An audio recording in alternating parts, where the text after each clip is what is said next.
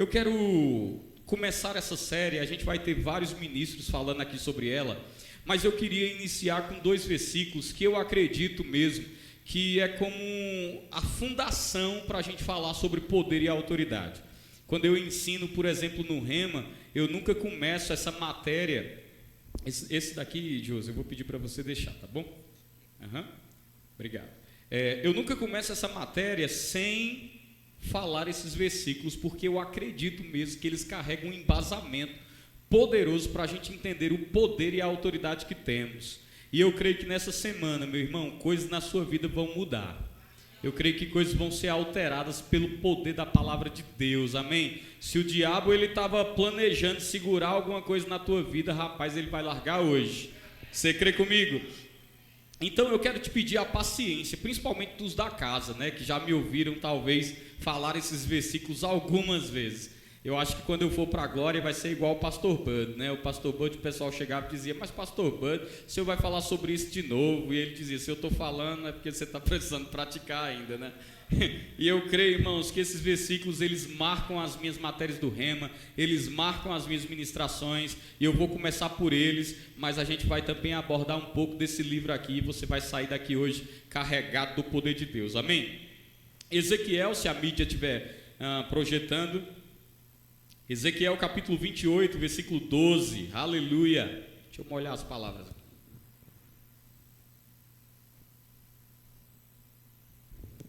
Ezequiel capítulo 28, versículo 12, para quem gosta de anotar, viu? Fica à vontade. Eu vou começar a leitura e diz o seguinte, Ezequiel capítulo 28, versículo 12.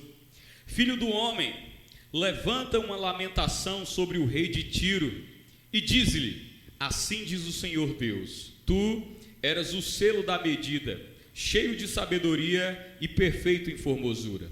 Algumas versões dizem: tu eras o medidor do que é perfeito. Outras versões dizem: tu eras o sinete da perfeição. Ou seja, a gente não está falando de qualquer ser. A gente está falando de um ser que era o medidor do que é perfeito, o sinete da perfeição, cheio de sabedoria, e a Bíblia fala, e de esplendor.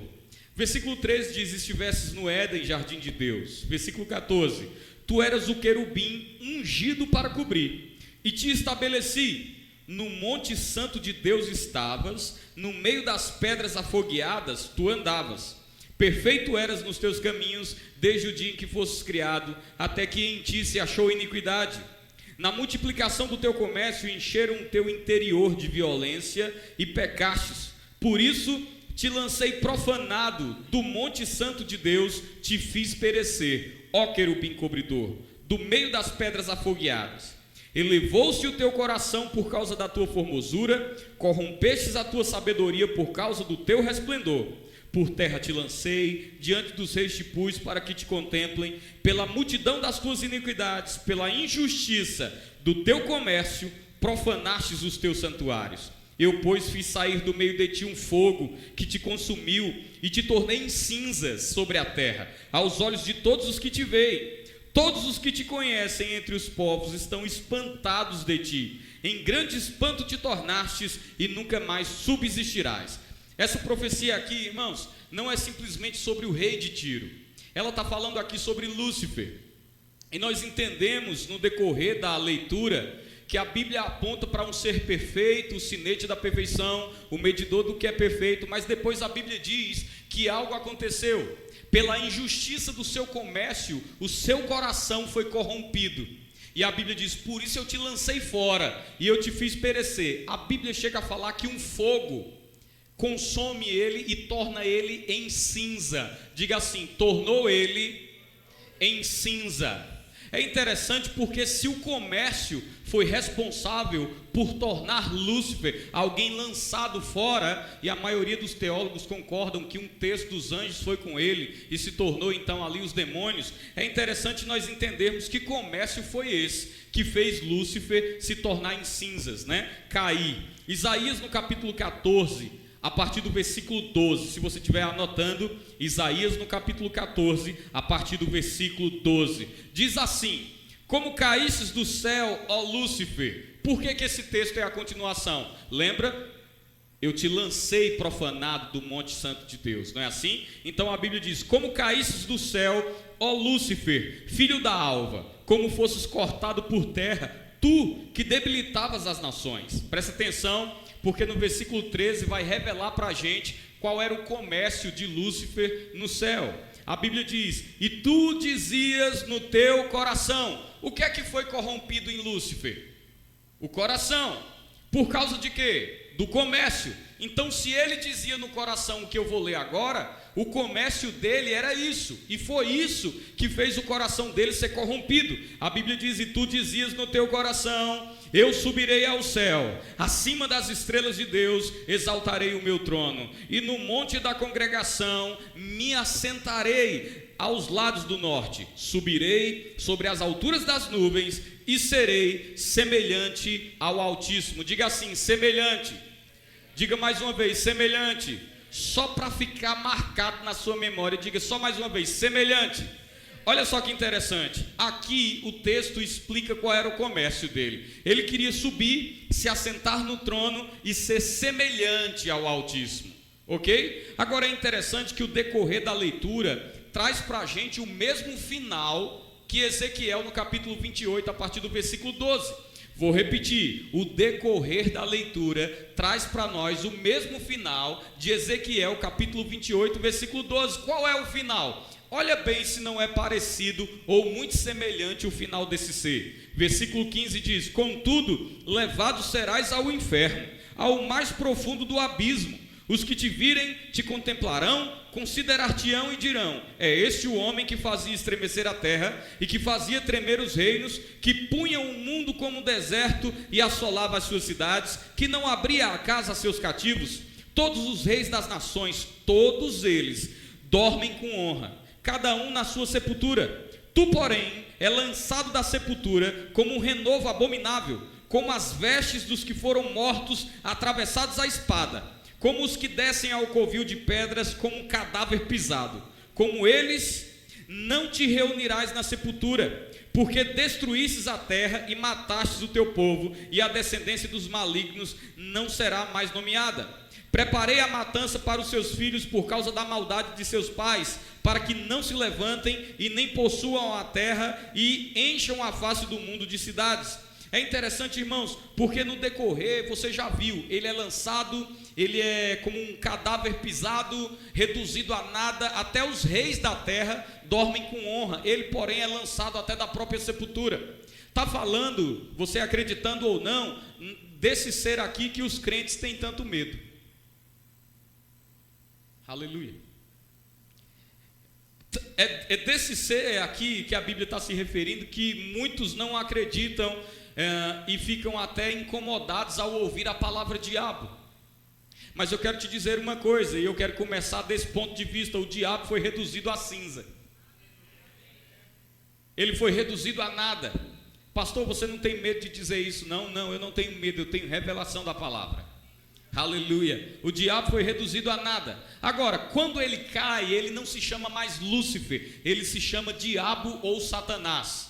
A palavra Satanás, ela é muito significativa no contexto de autoridade do crente, porque ela significa aquele que é pelo avesso. Era luz, agora é trevas. A palavra diabo, ela traz um apontamento muito interessante. Ela é definida na vida do crente como o acusador. Se o diabo não te acusou ainda essa semana, não se preocupe, ele vai te acusar esses dias. Afinal de contas, o lema dele é: eu sei o que você fez no verão passado. Aleluia. O papel do diabo é mesmo nos acusar, mostrar para nós o que nós não temos, o que nós não podemos, o que nós não conseguimos fazer, e nos convencer a nós mesmos que nós não somos ninguém. Mas graças a Deus, essa noite você vai sair daqui convicto de um senso de propósito, de um senso de autoridade, e vai começar a pôr em ordem coisas que estão desordenadas. Você crê comigo? Amém? Então, quando ele cai, passa a se chamar diabo ou Satanás. Quando a Bíblia fala dele, diz: aquele que insistia em acusar os irmãos de dia e de noite. Mas sabe qual é a continuação do versículo? A Bíblia diz: mas eles o venceram. Você não entendeu não, eu vou repetir: mas eles o venceram pelo sangue do Cordeiro e por conta da palavra que ousaram confessar. Lúcifer se torna diabo, Satanás, o inimigo das nossas almas, o acusador. Deus não interrompeu o seu plano quando o diabo caiu. O céu não estava em crise, o céu não estava em desespero. Pelo contrário, a Bíblia diz que Deus ele tem um plano maravilhoso e ele começa assim. Agora a gente vai para o início. Ele começa em Gênesis, no capítulo 1, no versículo 1, quando a Bíblia diz: no princípio criou Deus os céus e a terra era sem forma, vazia, havia trevas sobre a face do abismo, e o Espírito de Deus pairava sobre ela, até que Deus disse: haja luz, e houve luz. Sabe, o irmão Reagan fala que nós podemos usar a nossa imaginação criativa para imaginar a palavra de Deus. Enquanto eu vou falando, você vai imaginando, combinado?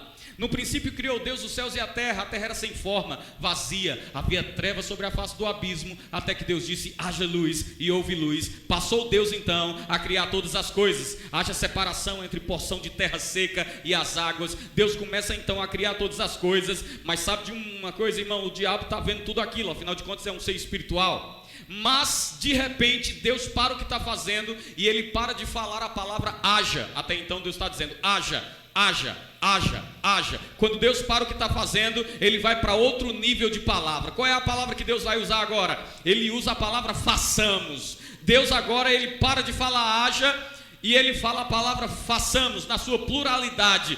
Deus Pai, Deus Filho, ou melhor, Deus Pai, Deus Palavra, Deus Espírito Santo, a Trindade está unida para um projeto, para um propósito, e o que ele diz é façamos.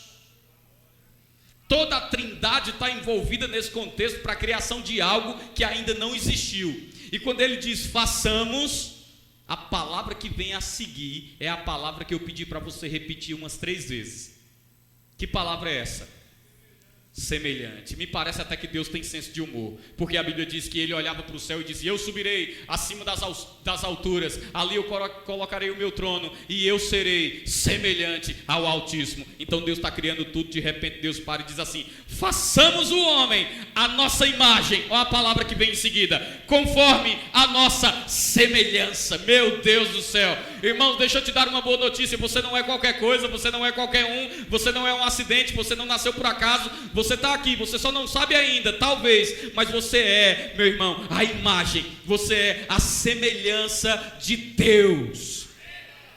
Aleluia. Alguém pode dizer: eu acho que é um exagero, afinal de contas o homem é só um comedor de feijão e de arroz. Eu gosto de dizer que a Bíblia pergunta, mas é a Bíblia que responde. A Bíblia diz: quem é o homem para que dele tu te lembres? Mas a Bíblia responde. A Bíblia diz: quem é o homem para que dele tu te lembres? Ou o filho do homem, quem ele é para que tu o visites? Aí a Bíblia continua dizendo: todavia, um pouco menor do que Deus o fizestes, e de honra e de glória o coroastes. Eu sei que na sua versão talvez tenha escrito ali: todavia, um pouco menor do que os anjos o fizestes. Mas a palavra que está aí, irmão, é a palavra Elohim. Tanto no Novo quanto no Velho esse texto se encontra, e é a mesma palavra Elohim. A palavra que está aí, meu irmão, não é um pouco menor do que os anjos, é um pouco menor do que Deus. Afinal de contas, eu li para você que Lúcifer era um querubim. Ele não ia ficar com inveja de você se Deus tivesse criado alguém um pouco menor que os anjos. Aleluia. Se Deus tivesse criado alguém um pouco menor que os anjos, afinal de contas ele era um querubim. Ele ia dizer para você: tá até abaixo. Mas quando Deus te fez, a Bíblia diz: quem é o homem para que dele tu te lembres, ou o filho do homem para que o visites? Todavia, um pouco menor do que Deus o fizestes, e de honra e de glória o coroastes. Sabe o que significa o coroastes? Você é a coroa da criação. Deus criou todas as coisas e fez: agora eu faço o homem. E ele disse para o homem: domine. Você deve dominar. Isso já começa com autoridade. Você deve dominar sobre todas as coisas. Mas quando Deus faz isso, irmão, algo interessante está acontecendo. Eu fico imaginando o diabo vendo o homem ser criado, e ele foi criado na seguinte composição: o homem é um espírito, possui uma alma e habita em um corpo. O homem tinha comunhão com Deus porque não tinha pecado, ele estava ali com uma comunhão plena. Mas eu quero que você entenda isso: quando o homem está ali, o diabo entende que agora é esse homem. Deus deu para esse homem a imagem e a semelhança. E o que é que o diabo faz? Provoca a queda do homem. E não é que o homem caiu mesmo? De toda árvore do jardim comereis livremente, mas da árvore do conhecimento do bem e do mal, dessa não comereis, porque no dia que comer certamente morrerás. O homem, ele não somente come, mas ele morre espiritualmente. Eu sei que eu não tenho tempo para falar sobre isso, sobre morte espiritual, Mas eu quero te dizer, irmãos, que o homem morreu espiritualmente, ele perde a vida de Deus, a vida Zoe, ou a vida Zoé, que significa a própria vida de Deus. Imagina só, que tragédia foi essa? O homem perdendo a vida de Deus no seu espírito. O homem se esconde, a voz de Deus encontra o homem no jardim, dizendo: aonde você está? Ele diz: ouvi a tua voz, consciente dos sentidos, audição. Tive medo, consciente das emoções. Me escondi, consciente de alguém que sabia: eu não estou mais na posição que Deus deixou. Qual era a posição do homem? Justiça de Deus. O que significa justiça de Deus? Justiça de Deus significa estar perante Ele, sem medo, sem culpa, sem inferioridade, como se o pecado nunca tivesse existido. Só tem 3 personagens bíblicos nessa condição. O primeiro é Adão. Adão estava perante Deus sem medo, sem culpa, sem inferioridade, como se o pecado nunca tivesse existido. O segundo era Jesus. Jesus estava perante Deus sem medo, sem culpa, sem inferioridade, como se o pecado nunca tivesse existido. E o terceiro é você. Se você nasceu de novo, você pode estar perante Deus sem medo, sem culpa, sem inferioridade, como se o pecado nunca tivesse existido. Aleluia. Não, eu sou um pobre pecador, irmão. Eu quero te dizer uma coisa: você precisa conhecer quem você é. Você não é um pobre pecador. Ah, já sei, pastor, eu sou um pecador redimido. Não existe sujo limpo. Nem limpo sujo. Ou você é justiça ou você é pecador. E eu quero te dizer, a Bíblia diz: aquele que não conheceu o pecado, aquele que não conheceu o pecado, aquele que não conheceu o pecado, Deus o fez pecado por nós, para que nele nós fôssemos feitos a justiça de Deus. É a Bíblia que está dizendo: aquele que não conheceu o pecado, Deus o fez pecado por nós, para que nele nós fôssemos feitos a justiça de Deus. A Bíblia continua dizendo: ora, aquele que está em Cristo, aleluia, ora, aquele que está em Cristo, nova criatura é. As coisas velhas se passaram, eis que tudo se fez novo. Mas deixa eu te dar uma notícia: quando o homem cai, de fato ele perde a posição, ele perde a autoridade. Agora ele não só perde posição, autoridade, comunhão, ele é escravo do diabo. Porque a Bíblia diz: aquele por quem você é vencido, dele te tornarás um escravo. E o homem foi vencido pelo pecado, então agora ele é um escravo do diabo. O homem morre porque a Bíblia diz: a alma que pecar, essa morrerá. Quando o homem peca, o homem morre. Quando o homem morre, se torna escravo. Quantos entenderam? Então eu vou repetir para você gravar. A Bíblia diz: a alma que pecar, essa morrerá. O homem pecou, morreu. A Bíblia diz: aquele por quem você é vencido, dele te tornarás um escravo. Quando o homem peca, se torna escravo. Escravo de quem? Do diabo. Irmão, eu não estou aqui para te emocionar, você veio aqui para aprender a palavra. Aleluia. Então, o homem se torna um escravo. É por isso que a Bíblia diz: o mundo jaz no maligno. Essa palavra jaz significa dorme. O mundo acha tudo normal, está tudo bem. Jesus disse: se o mundo te odiar, não se preocupe, me odiou primeiro. O mundo jaz no maligno. Por que o mundo dorme no maligno? Porque está morto espiritualmente. Mas de repente, meu irmão, aconteceu comigo, aconteceu com você. E se não aconteceu com você, vai ter a oportunidade de acontecer hoje. O quê? O que, pastor? De repente, naquele dia, uma voz chega ao nosso coração dizendo: larga tudo, vem e segue-me. Essa voz, meu irmão, diz para você que pode acontecer na sua vida. Aquele que não conheceu o pecado, ele se fez pecado por nós, para que nele nós fôssemos feitos a justiça de Deus. Ora, aquele que está em Cristo, nova criatura é. As coisas velhas se passaram, eis que tudo se fez novo. O dia feliz quando o homem entender que esse convite não é para mudar de religião, que esse convite não é para deixar de ser católico, deixar de ser espírita, deixar de ser ubandista. Não, esse convite, meu irmão, é simplesmente para você nascer de novo, garantir vida eterna, ter os olhos do entendimento abertos. As pessoas nascem de novo e elas entendem agora: nossa, como eu não entendia que vida era essa, como eu pude recusar tanto tempo esse Jesus. Aleluia. Agora, quando o homem cai, é escravo, sofre mesmo. Mas graças a Deus por Jesus Cristo, irmão. A Bíblia diz, João, no capítulo 3, no versículo 16, eu estou tentando ser o mais breve possível para te explicar tudo. A Bíblia diz em João, no capítulo 3, no versículo 16: porque Deus amou o mundo de tal maneira que deu o seu Filho unigênito, para que todo aquele que nele crê não pereça, mas tenha a vida eterna. Jesus vem, a ponto da Bíblia falar: no princípio o verbo era Deus, estava com Deus, mas se fez carne, habitou entre nós, e nós contemplamos a beleza da sua majestade. Até então, Deus sabia o que era o ser humano, foi Ele que criou, mas Ele não sabia o que era ser humano. Quantos entenderam? Ele sabia o que era o ser humano, mas não sabia o que era ser humano. Então a Bíblia diz que o verbo vivo se encarna. Ele nasce, a Bíblia diz que ele não julgou por usurpação ser igual a Deus, antes a si mesmo se esvaziou e habitou entre nós, reconhecido em figura humana. A Bíblia diz que o verbo esteve entre nós na beleza da sua majestade. Jesus encarna. E agora, meu irmão, Jesus está passando por um processo de identificação e substituição. O processo de identificação mostra que ele teve fome. O processo de identificação mostra que ele chorou. O processo de identificação mostra que ele teve sede. O processo de identificação mostra que ele se cansou. O processo de identificação mostra que ele foi tentado. Mas o processo de substituição mostra que quando ele chegou no jardim, ele tinha uma decisão a tomar. Eu abandono o processo de identificação e entro no processo de substituição. Porque assim como Adão morreu, eu morro também. Mas tem uma coisa, quando eu ressuscitar, aleluia, assim como eu ressuscitei, eles ressuscitam também. Aí o que é que acontece, irmão? Para um pouco, pensa comigo, avalia os termos bíblicos para você sair daqui convencido das escrituras. Olha o que a Bíblia diz. Jesus está no processo de identificação, teve fome, teve sede, se cansou, aleluia, foi tentado. Ele passou por todas essas coisas, mas tem um determinado momento que ele está no jardim, ele está suando sangue, e ele diz: Pai, se possível, afasta de mim esse cálice, contudo que seja feita a tua vontade e não a minha. Vamos fazer essa somatória aqui. Adão morreu espiritualmente, depois morreu fisicamente. Ele não morreu fisicamente na mesma hora, amém? Então Adão morre espiritualmente, depois ele morre fisicamente. O que é que Jesus faz? Jesus morre espiritualmente na cruz, porque a Bíblia diz: maldito seja todo aquele que for pendurado no madeiro. Aleluia. Quando ele vai para o madeiro, ele se deixa ser entregue e ele morre espiritualmente. Logo em seguida ele inspira dizendo: Eli, Eli, lama sabachthani, Deus meu, por que me desamparaste? Em tuas mãos eu entrego o meu espírito. E nós sabemos que Jesus estava citando um salmo, porque ele sabia: eu estou morrendo pela fé. Fé em quê? Fé na palavra. Maldito seja todo aquele que for pendurado no madeiro. Está no novo, mas está no velho também.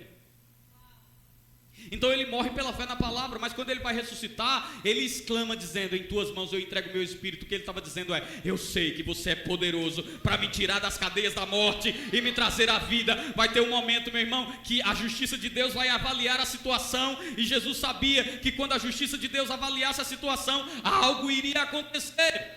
Então Jesus está ali, agora ele vai às regiões do inferno, e tem gente que se incomoda por isso. Fique feliz porque ele foi ao inferno, porque se ele foi, você não precisa ir. Eu não preciso ir. Aleluia. E quando Jesus vai, a Bíblia diz que ao terceiro dia algo maravilhoso acontece. Jesus ressuscita. Mas eu quero que você faça essa seguinte somatória. Vamos lá de novo. Adão morre no espírito, depois ele morre na carne. Jesus morre no espírito, depois ele morre na carne. Aí o que é que acontece? Depois do terceiro dia, Jesus ressuscita no espírito. E o seu corpo, que estava há 3 dias na sepultura, de repente ele ganha vida, ele ressuscita. No túmulo de Buda está escrito Buda morreu, no de Maomé está escrito Maomé morreu, mas no de Jesus está escrito ele não está mais aqui, ele ressuscitou.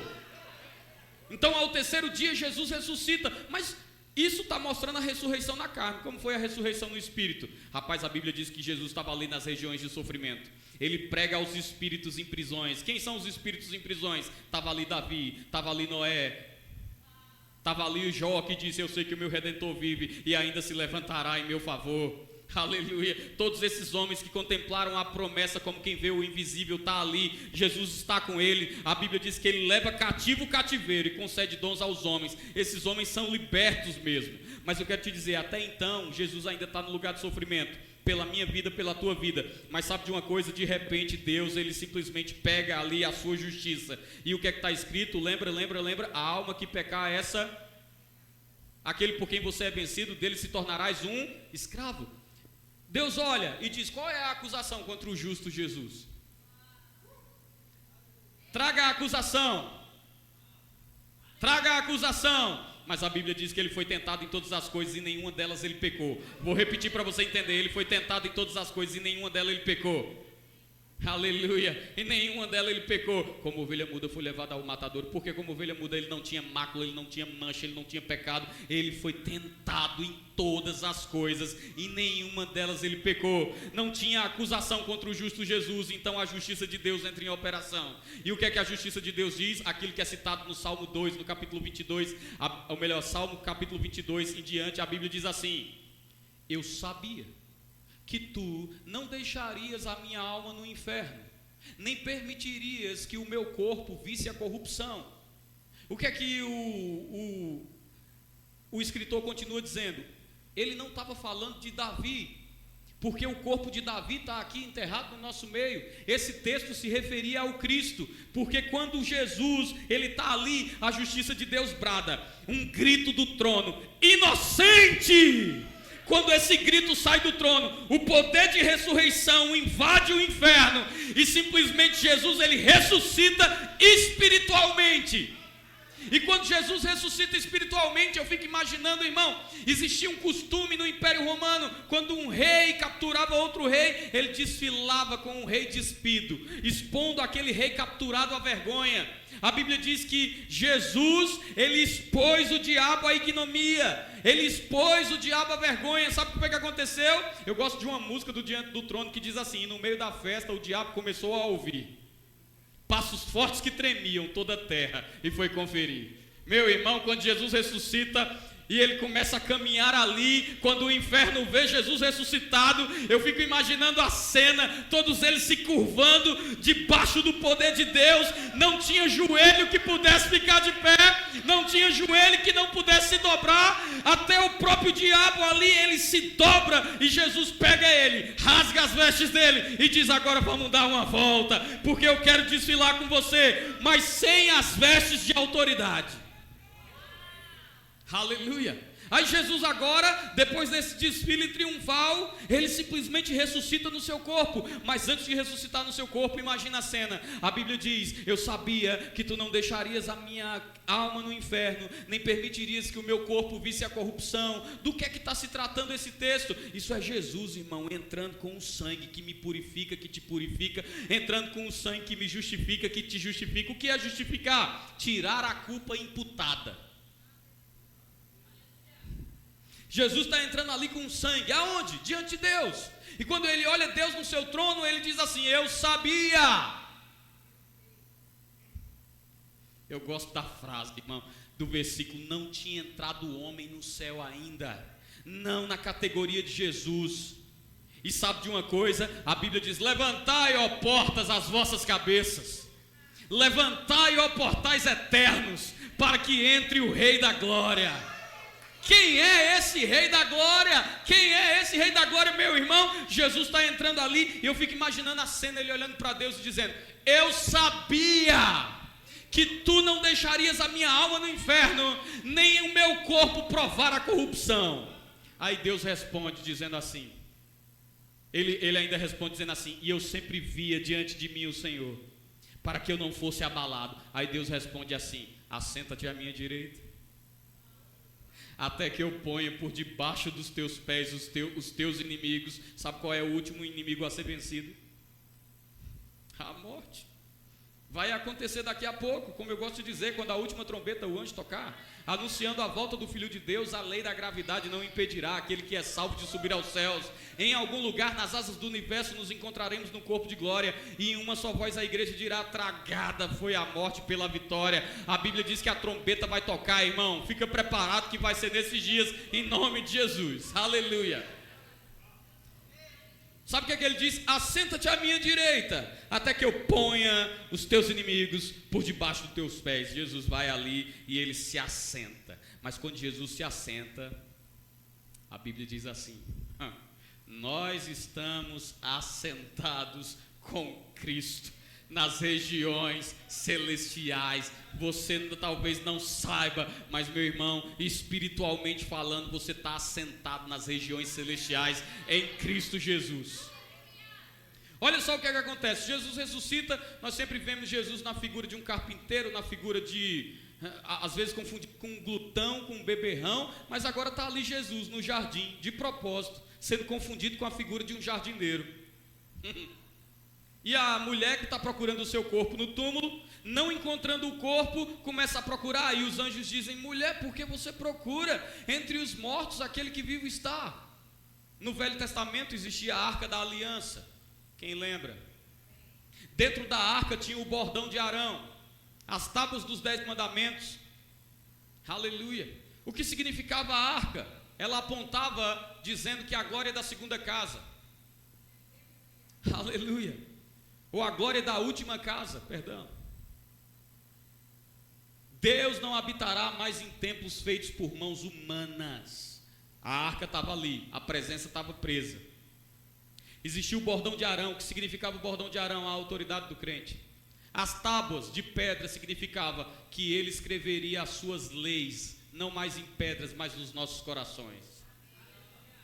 E de repente, irmão, a presença que estava presa, a Bíblia diz que o véu foi rasgado de alto a baixo. E agora a presença não está mais presa. Na tampa da arca tinha um anjo esculpido olhando para outro anjo. Quando a mulher vai buscar o corpo, tem um anjo sentado na ponta, o outro anjo sentado na outra ponta. E ela diz assim: aonde está o corpo do meu Senhor, onde vocês o puseram? E aqueles anjos dizem assim: mulher, porque você procura entre os mortos aquele que está vivo. Aí ela vai procurar, ainda desesperada, e encontra um jardineiro. E quando ela encontra o jardineiro, reconhece Jesus e diz, ele chama ela pelo nome primeiro, ela reconhece aquela voz e ela diz: Rabone, o meu mestre ressuscitou. Pensa só que momento maravilhoso. Agora, não é interessante que Jesus aparece na figura de um jardineiro? Por que ele não foi logo direto na casa? Rapaz, eu creio que Jesus queria nos passar uma mensagem. Foi no jardim que o homem perdeu a minha presença, mas o jardineiro está aqui para colocar a presença de volta, para você nunca mais perder. Jesus ressuscita, irmão, e quando Jesus ressuscita, algo incrível acontece. Os discípulos estão ali presos com medo, ele aparece ali atravessando parede, e ele dá uma saudação: Pai seja convosco. Fico imaginando a cara dos discípulos. Tomé mesmo havia declarado um pouco antes: se eu não ver, não colocar o meu dedo, se eu não tocar, eu não creio. Jesus aparece e diz: Tomé, vem cá, coloca o teu dedo aqui.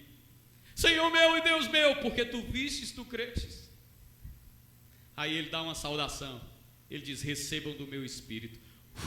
Soprou sobre eles. Aquela cena, ou essa cena que eu acabei de narrar, quando Jesus diz assim: recebam do meu espírito, e ele sopra.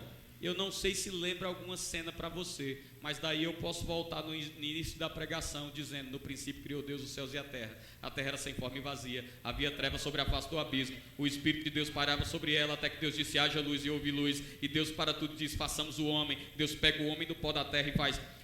Jesus pega o homem caído e faz: recebam do meu espírito. Só que agora já não era mais um, ele era o unigênito do Pai, mas agora ele passa a ser o primogênito, porque da sua mesma espécie, aleluia, da sua mesma espécie, da sua mesma natureza. Deixa eu te perguntar uma coisa, irmão: Jesus era pecador? Não. A Bíblia diz: se a semente cair e não morrer, permanece só, mas se cair e morrer, vai dar fruto. Você planta um milho e nasce melancia? Como é que plantou o justo Jesus e vai nascer pecador? Não tem como, irmão. A semente de Jesus é incorruptível. Sabe qual é a diferença do joio para o trigo?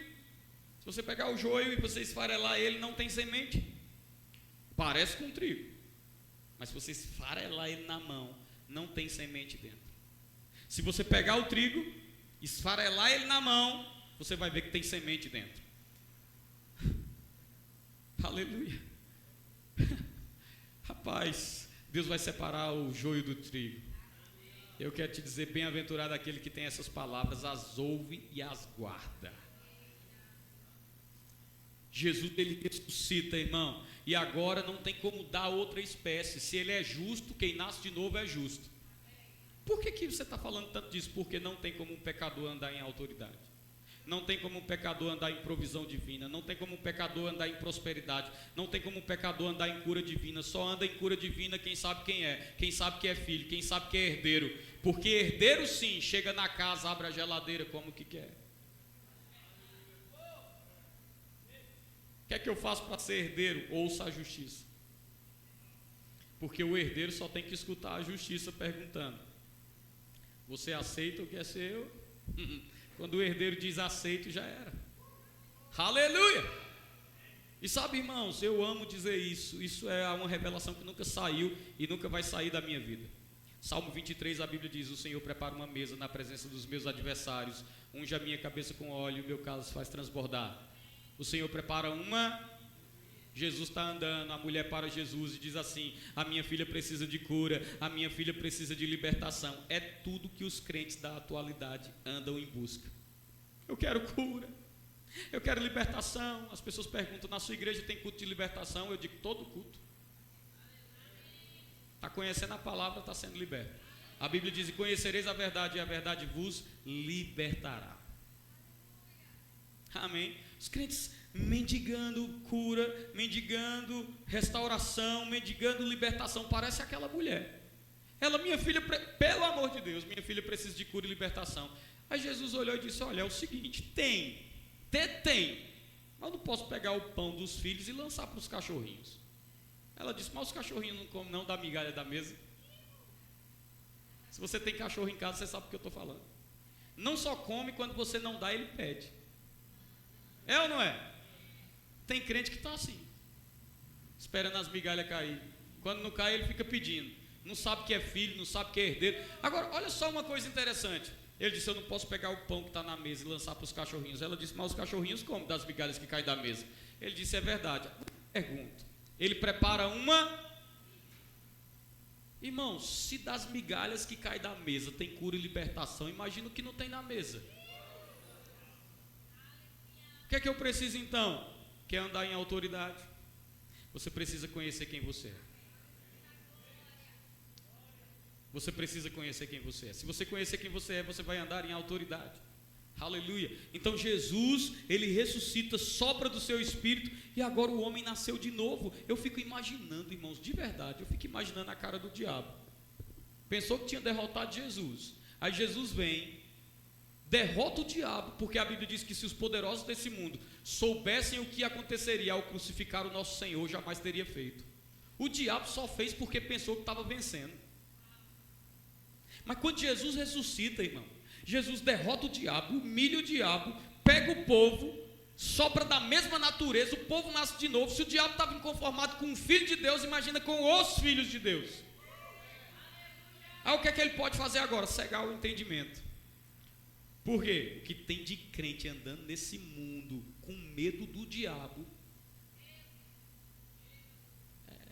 pode mexer um quadro em casa, meu amigo. Estou te falando. Pastor, vem! E ainda tem pastor que gosta de inflar o ego e ensina: se acontecer alguma coisa, me chame. Não, irmão, a palavra revelada vem para te libertar das moletas. A Bíblia diz que a oração do justo pode muito seus efeitos. Não é que o seu pastor não possa orar por você, mas a Bíblia diz: a oração do justo pode muito em seus. Se a oração do justo pode muito, não é só a oração do pastor que vai operar. Agora, você já parou para prestar atenção que Jesus disse assim: eis que vos dou poder e autoridade. Certeza que você não entendeu. Ele disse: eis que vos dou poder e autoridade para pisar. Se ele tivesse dito para tirar do meio, já estava bom.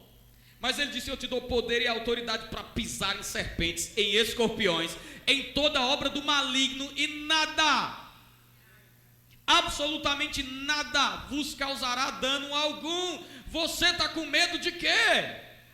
A Bíblia diz: nada vos causará dano algum. Eis que vos dou poder e autoridade para pisar em serpentes, em escorpiões, em toda obra do maligno, e nada, absolutamente nada vos causará dano algum. Nunca fez tanto sentido que as escrituras dizem: 1000 cairão à tua esquerda, 10.000 à tua direita, tu porém não serás atingido, mal nenhum te sucederá, praga nenhuma chegará à tua tenda. Mesmo que o diabo venha por um caminho, por 7 caminhos ele fugirá. Ah, não está falando do diabo não importa, meu irmão, está falando de inimigo. E se vier por um, vai fugir por 7. E se vem por um e foge por 7, é pedaço de capeta para tudo que é lado.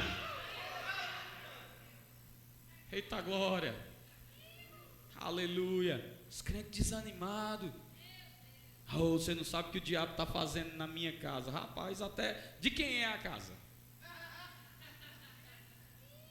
A casa é tua, crente.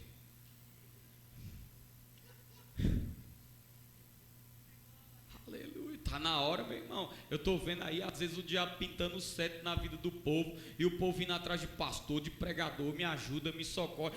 Quando você ficar ciente da autoridade que tem, do nome de Jesus, só para você ter uma ideia, Jesus disse, em meu nome. Em meu nome. Ah, meu irmão, quem me dera que os crentes da atualidade entendessem isso. Ele disse, em meu nome. O que Jesus estava fazendo era dando uma procuração, direitos legais. Sabe, meu irmão, quando o nome de Jesus sai da sua boca, o nome representa a pessoa a quem o nome pertence. Quando você fala em nome de Jesus, o nome representa a pessoa a quem o nome pertence. Só que a diferença é que a pessoa a quem o nome pertence disse, você pode usar, eu deixo. Você pode usar, eu deixo. Quando você fala, tem uma música que foi cantada aqui, há poder no nome de Jesus. Ah, meu irmão, quem dera que nós entendêssemos isso. O nome de Jesus funciona contra qualquer coisa. Enfermidade está abaixo do nome de Jesus. Gripe está abaixo do nome de Jesus, mas eu quero te dizer, câncer também. Tem uma música que a gente canta aqui que diz, já vi câncer ser curado, placa de metal sair. Não me diga ele não pode. Eu vou te dizer, não me diga ele não pode. Aleluia. Tem situações na sua vida, irmão, que não mudaram ainda, porque você não tem consciência do nome. Enfermidade tem que sair quando o nome é dito. Aleluia. Quando nós falamos o nome, algo tem que acontecer. Porque tudo isso que eu te ensinei é para dizer apenas uma coisa. Quando o homem nasceu de novo, ele foi colocado de novo na posição de justiça, na posição de comunhão e na posição de autoridade. E isso se fecha quando Jesus diz, eis, vos dou poder, autoridade, para pisar em serpentes, em escorpiões, em toda obra do maligno, e nada vos causará dano algum. A Bíblia fala sobre a armadura de Deus. Eu queria muito entrar nisso essa noite, mas não vou conseguir. Vai ficar para os próximos ministros, se assim forem inspirados pelo Espírito. Mas, irmão, eu vou só te dar uma palhinha. Quando a Bíblia fala da armadura de Deus, a Bíblia diz assim, a tua luta não é contra carne nem sangue. Essa palavra luta é a palavra pale. A palavra pale, assim como o futebol brasileiro é o esporte mais praticado na nossa nação, a palavra pale era o esporte mais praticado naquela época, para aquela região.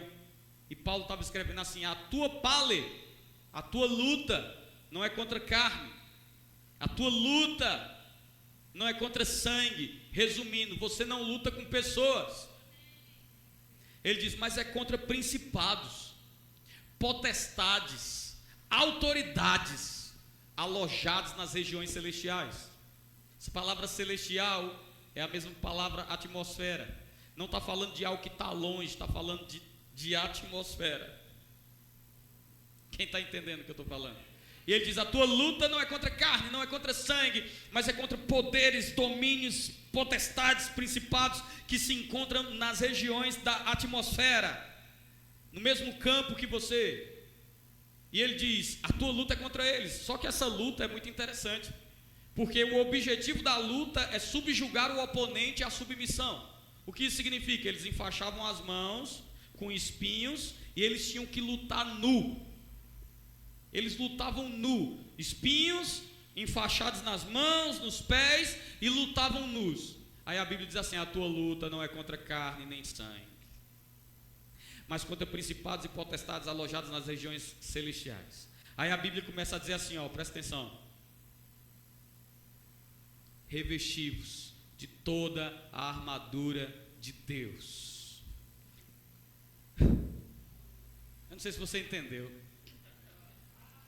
A Bíblia diz, toma a armadura, coloca a armadura, você não precisa lutar de igual para igual. Deixa o diabo entrar nu e com o espinho na mão. E eu faço o quê, meu irmão? Você tem a couraça da justiça, você tem o capacete da salvação, você tem as sandálias do evangelho da paz, você tem a espada do Espírito, você tem o escudo da fé, você tem o cinturão da justiça.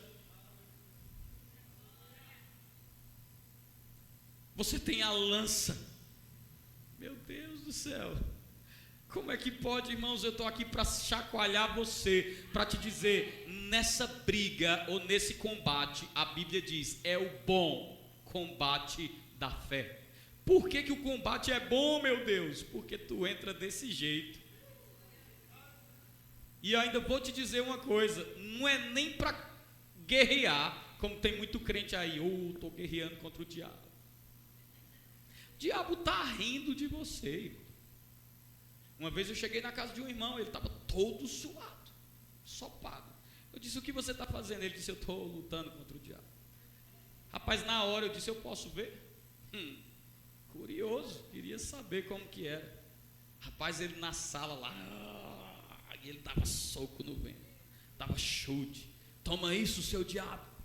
Eu fico imaginando o diabo sentando na sala da casa dele e rindo, show de comédia de graça. Não, irmão, isso não é lutar contra o diabo, é ignorância. Houve um tempo que era moda, o povo pegava helicóptero para lançar óleo ungido na cidade, para espantar os demônios. É fácil, irmão, vender rosa. É fácil vender martelo. É fácil vender sal grosso, em cima da ignorância de um povo que não sabe o que tem, o que pode e o que é. Agora eu quero mesmo é gastar tempo com um crente maduro, que a tua maturidade está no ouvir, para você entender quem é. Você não precisa de rosa, de martelo, de sal, você precisa entender quem é, o que Jesus fez e a autoridade do nome de Jesus. Aleluia. Como eu falei, queria eu ter tempo para entrar nessa questão da armadura. Está nesse livro aqui, ó, maravilhoso, te recomendo. Uma abordagem bíblica a respeito da armadura de Deus. É maravilhoso esse livro. Amém? Às vezes quando a Bíblia começa dizendo assim, tomando sobretudo o escudo da fé. Você sabia que o primeiro item da armadura não é o escudo? A Bíblia diz que o primeiro item da armadura, na verdade, é o cinturão.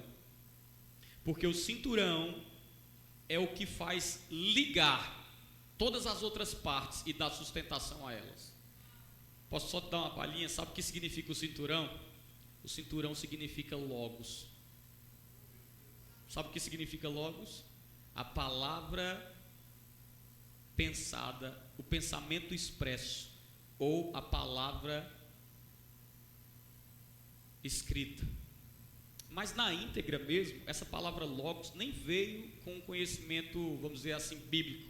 Era usada antes, pelos pensadores. E ela significa literalmente, logos, o pensamento expresso. No princípio o verbo era logos. O pensamento expresso de Deus se tornou carne. O pensamento expresso de Deus se tornou carne e habitou entre nós. É por isso que ele dizia, eu falo e faço só o que eu vejo, porque ele era o pensamento expresso. Agora, o pensamento expresso, quando ele é conhecido, é o que dá sustentação para qualquer outra coisa vir. Quando você, o que é que a Bíblia diz, irmão? E conhecereis e a verdade vos. Quem é a verdade? Jesus. Quem é o pensamento expresso de Deus?